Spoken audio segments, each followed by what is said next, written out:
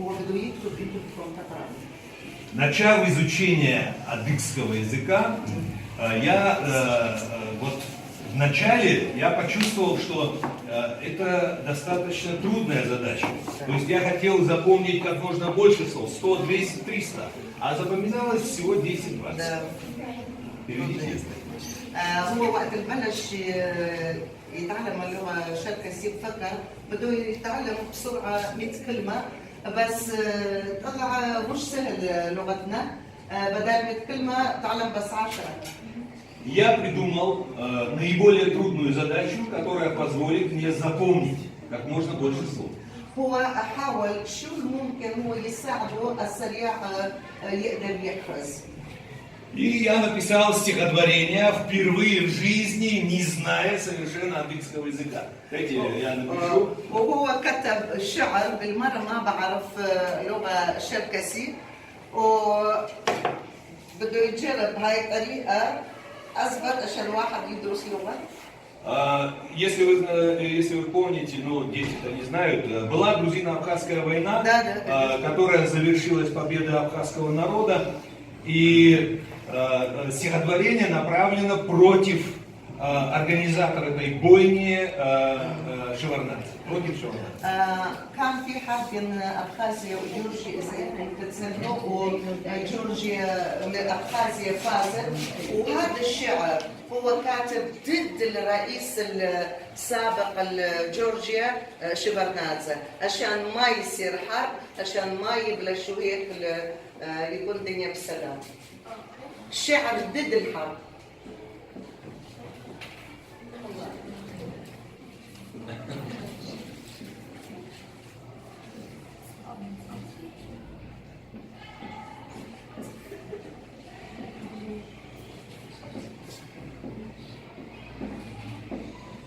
هذا في المسدس.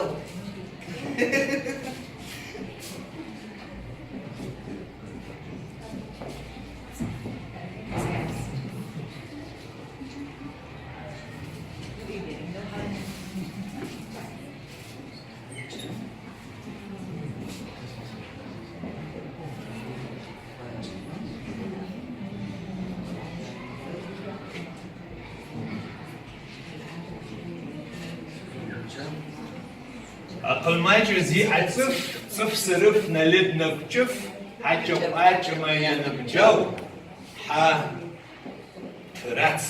حفرات. Ha نبؤ.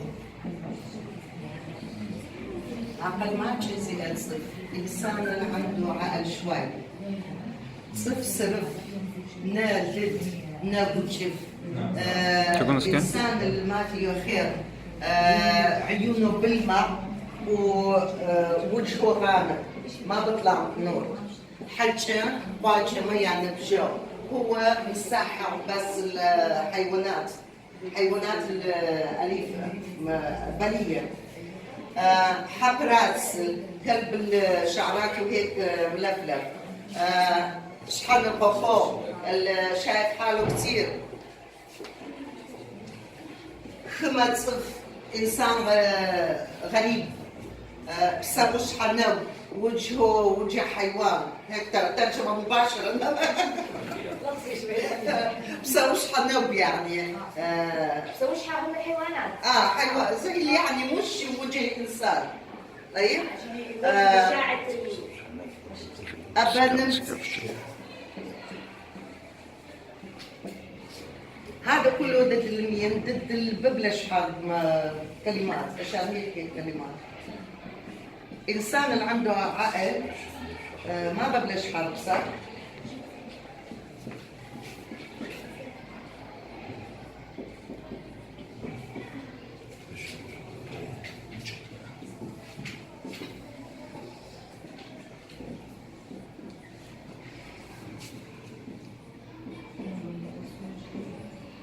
В общем, я его припер к стене.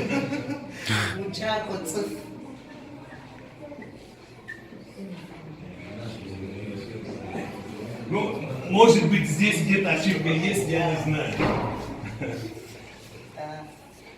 Акылмайча зи ациф. صف صرفنا لدنا وكشف حاجب حاجم أنا بجو حبرات حنا بابو خم صف سويف حنو أبجم تصير جلمتي خب بغير الشر عدل شاخبي وتشوات صف شتشوي. И когда я написал все это, я уже запомнил значение каждого слова. وقت كتب كل هذا بعدين هو عرف معنى كل الكلمة موجودة هون بعد ما كتب وما كان يعرف اللغة شركسي كويس. بنحاول نحن كمان بس بزبط عندنا كمان. احنا شعراء وادباء باللغه الانجليزيه. انتوا بتكتبوا